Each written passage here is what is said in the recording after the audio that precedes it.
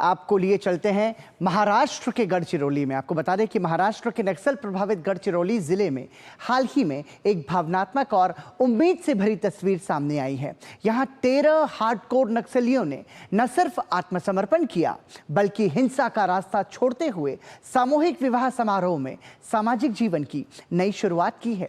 देखिए DD news संवाददाता सोमेश पटेल की महाराष्ट्र के गढ़चिरौली जिले से ये ग्राउंड रिपोर्ट।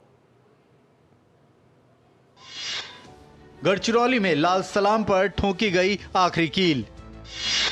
लक्ष्य मार्च 2026 तक नक्सलवाद को खत्म करना। मुख्यमंत्री की मौजूदगी में नक्सलियों ने हथियार के साथ किया समर्पण। 13 पूर्व नक्सलियों का सामूहिक विवाह समारोह भी किया गया आयोजित। मुख्यमंत्री भी हुए शामिल और नव दंपतियों को दी नव जीवन की शुभकामनाएं।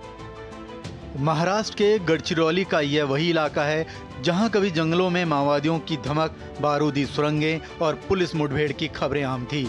लेकिन अब हालात बदल रहे हैं। अब यहां बंदूक की आवाज की जगह शहनाइयों की गूंज सुनाई दे रही है। इस सामूहिक विवाह समारोह में मुख्यमंत्री देवेंद्र फडणवीस के साथ प्रशासनिक और पुलिस अधिकारी भी मौजूद रहे। उन्होंने न सिर्फ इन नव दंपतियों को आशीर्वाद दिया बल्कि यह भरोसा भी दिलाया कि समाज उन्हें पूरी तरह से स्वीकार करता है अगर वे शांति और संविधान की राह पर चलने का वादा करें। महाराष्ट्र के मुख्यमंत्री देवेंद्र फडणवीस ने कहा कि माओवादियों के आत्मसमर्पण के बाद उन्हें हर संभव सहायता और रोजगार उपलब्ध कराना महाराष्ट्र सरकार की प्राथमिक नीति है। पुनर्वास के जरिए मुख्यधारा में लाने का प्रयास विकास और विश्वास की नीति पर आधारित है। एक प्रकार से जो लोग जंगल के अंदर हथियार लेकर संघर्ष कर रहे थे, भारत के संस्थानों के प्रति संविधान के खिलाफ आचरण कर रहे थे, उन्होंने न केवल संविधान की मुख्य धारा में आने का फैसला किया और अब वो फैसला करने के बाद एक आम नागरिक की तरह वैवाहिक जीवन में वो लोग अभी प्रवेश कर रहे हैं। महाराष्ट्र सरकार की पुनर्वास नीति के तहत आत्मसमर्पण करने वाले नक्सलियों को न सिर्फ सुरक्षा दी जा रही है बल्कि उन्हें शिक्षा, रोजगार, आवास और आर्थिक मदद जैसे मूलभूत सुविधाएं भी दी जा रही हैं। वहीं आत्मसमर्पण कर चुके नक्सलियों ने बताया कि नक्सली संगठन में 13 साल रहने के बाद अब वह मुख्य धारा में आ चुके हैं। राज्य सरकार की योजनाओं का हमें लाभ मिल रहा है। पहले नक्सलियों के संगठन में रहने से काफी दिक्कतों का सामना करना पड़ता था, घर से काफी दूर रहना पड़ता था। पहले से अब हमारा जीवन बेहतर हो गया है। पहले के जीवन में तो जंगल में रहते समय में बहुत समस्या था। अभी क्योंकि हम आत्मसमर्पण पॉलिसी के तहत हम सरेंडर किए हैं, उसके हिसाब से हमको जब अभी तक सरकार ने, पुलिस प्रशासन ने कोई हमको दिक्कत नहीं किया गया।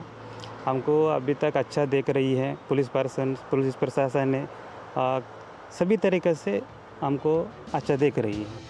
यह सिर्फ पहली एक खबर नहीं है बल्कि एक उदाहरण है उस बदलाव का जो तब मुमकिन होती है जब नीति, नियत और निष्कलंक प्रयास एक दिशा में चलते हैं। गढ़चिरौली अब लाल आतंक से नहीं बल्कि नई सोच, नए रिश्तों और शांति की पहल से पहचाना जाना चाहता है। यह कहानी बताती है कि अगर हाथों से बंदूक छूटे तो उन्हीं हाथों से जीवन की सबसे खूबसूरत इबारत भी लिखी जा सकती है। महाराष्ट्र के नक्सल प्रभावित गढ़चिरौली जिले से एक बड़ी और भावनात्मक तस्वीर देखने को मिली है। जिन हाथों में कभी बंदूक थी, उन्हीं हाथों में अब जीवन साथी का हाथ थामकर नए जीवन की शुरुआत की है।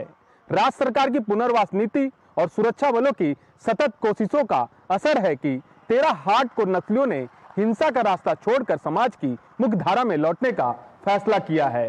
अपने सहयोगी प्रशांत और कमलेश के साथ सोमेश पटेल, डीडी न्यूज, गढ़चिरौली, महाराष्ट्र।